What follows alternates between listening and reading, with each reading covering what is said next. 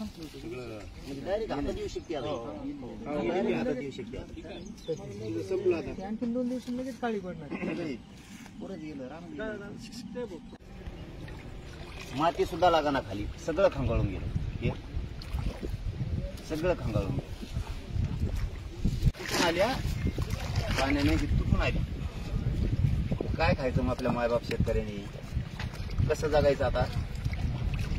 तुम्हाला असली थोडी लाज तात्काळ शेतकऱ्याच्या मदतीला, याच्यात काहीच नाही राहिलं. पूर्व वाटोळ झालंय शेतकऱ्याचं. हे बघा, पूर्व मी फोडून कृषी मंत्री साहेब आता की आता फक्त पंचनामे केले जातील ज्यांच्या पाईपलाईन वाहून गेल्यात अशांच्या किंवा कांच्या. सरसकट देतोय आता आम्ही, सरसकट शेतकऱ्यांना मदत करतोय. आणि तो चांगला निर्णय त्यांनी बोललेला. फक्त ते आता अंमलात आणून तातडीनं 8 दिवसाच्या आत शेतकऱ्यांना त्यांची नुकसान भरपाई देणं गरजेचं आहे. त्यांचा निर्णय सरसकट देण्याचा चांगला आहे. फक्त शेतकरी जे नुकसान सांगतायत ते नुकसान तितक्याच भरीव निधीनं द्या. शेतकरी जर मला लाखात झालं तर तुम्ही द्यायचे 5,000.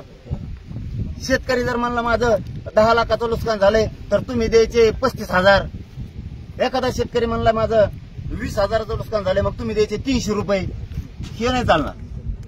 तुम्हाला त्यांना 100% सरसकट आणि 100% निधी द्यावा लागणार आहे त्याचा झालेल्या नुकसानाच्या बरोबरीचा. तिथं काटकसर नाही आणि सुट्टी